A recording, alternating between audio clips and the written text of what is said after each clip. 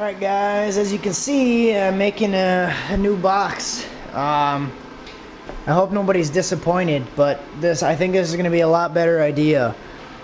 I'm not going to show you every cut that I make, but I'll show you basically when the box is kind of done and when I start to build the trunk. Alright, this is going to be the shape of the actual box. It's a little bit of a wedge shape, got a little angle on it, it's 15 degrees. This is how big it's going to be, approximately. Is this going to be the 115? The port's going to come out the back here. It's going to be 4.4 inches by, because my box is going to be sitting inside this part. And I'm going to move all these wires. I'm going to take up all this stock stuff. And I'm basically going to move everything on top of here out of the way of the box. But to do that, I'm going to need to cut a notch in here. To run those wires, because this is where the box is going to be sitting, so I just want to run them straight through here. So I'm just going to cut out all this stock plastic and stuff that's holding it and just run everything straight up through this hole, and then the rest stuff to run up here and straight through this hole that I cut. Kind of a big hole, but straight through this, and now I can run it all right up here along with all my power cable. It's all just gonna run straight through there now. I'm building this floor, my false floor, and this is the bracket that's actually gonna dip down into the spare tire well to make the support. I've been saving this piece of wood, as you can see. I wrote that on there because I messed up the measurement like 1.5 inches off for some reason. Just trying to work too fast, wasn't thinking. Wrote on there as a note that I'm a dumbass, and I've been keeping this wood because I wanted to incorporate it somewhere into one of my installs. So I've been keeping this for about 4 months, this piece of wood. I'm finally using it. Alright, I'll show you what it looks like when it's actually in. I have a nice false floor now. It's really sturdy, so it's going to be able to handle a lot of weight on there. The batteries are going to go here and here. So that's just going to be a whole bunch of dead space under there, pretty much. The box is going to go there. Here's how the wires are running now. There's still a little bit of room to run them down there so I can ground everything. But that's how everything's looking right now. Alright, I just went through and I ran my RCAs through a hole and then just put some fat mat over the hole to secure the RCAs. Then I decided to go through and do the same thing on this side with all the power wires, and then I just folded it around this big gap, and now it actually kind of looks like it was never even cut out. Right, now what I'm doing is making a cardboard template to fill all this gap here. I already made it. It's already fitting pretty nice. I'm just gonna lay it down on. I got a piece of 1/2 inch MDF here. I'm gonna use that and just draw the outline of the cardboard and then cut it out with the jigsaw. Right, guys, I got the first hole cut. Here's how I made my circle. I made a little jig just out of wood.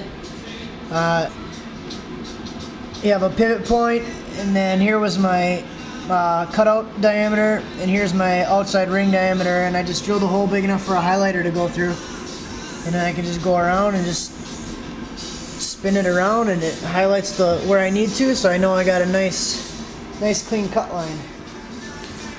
Alright, here's the first test fit with the sub and the actual flush mounting piece. It's just a 1/2 inch MDF. It actually sits pretty nice. Should toughen up the front baffle a little bit, and looks pretty good. It's a really tight fit, so I think it might be a little bit tighter if I wrap it, so might have some trouble with it.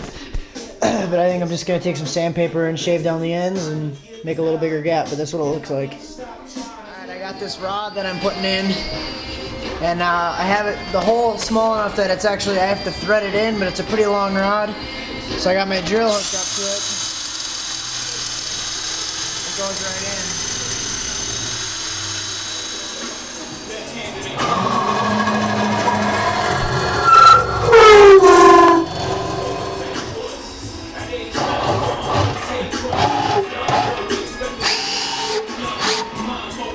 Okay, I have the braces is north-south, east-west. It's going to have a double baffled front. This box should be pretty strong, hopefully. A little bit of what I did last night. I fiberglassed the port in. I also did on the inside too, and I screwed a back piece on after I fiberglassed the inside of the port, and now I'm wrapping the whole thing in fat mat just so that the air is all focused in one direction. And I also sealed off all the air openings around the box, so everything's sealed up now. Shouldn't have any air going backwards, should all be coming forward. I want to test this today, actually get it hooked up and stuff and working, and I want to spray foam, expanding foam in there in all the gaps, but I want to just kind of make sure it's gonna sound okay before I go all crazy and like make it very permanent, because I mean I could still get this out right now if I absolutely needed to. It would just be a bitch.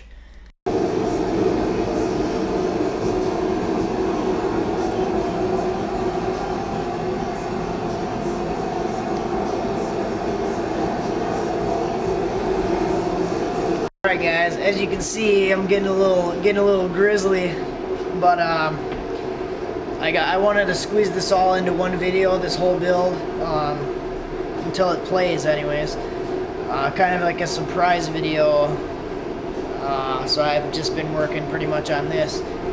I just got done with the wiring, I'll show that to you guys. The 2 batteries, the amp, all my cables.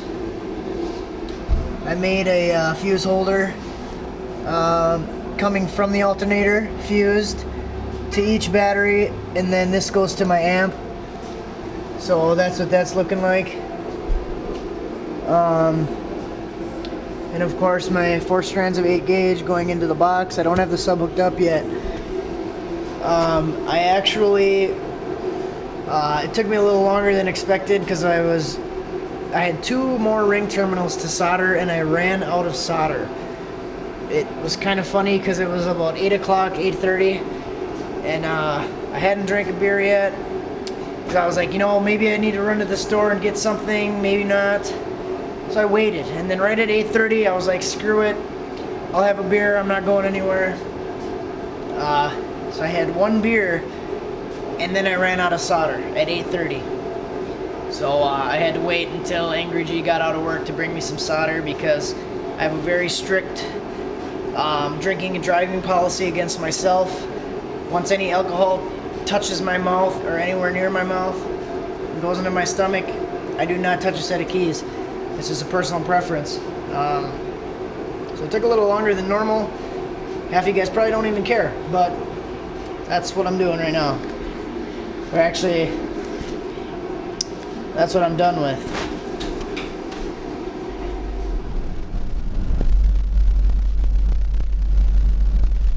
Alright, I got the one sub in. I'm gonna play 48 hertz quick.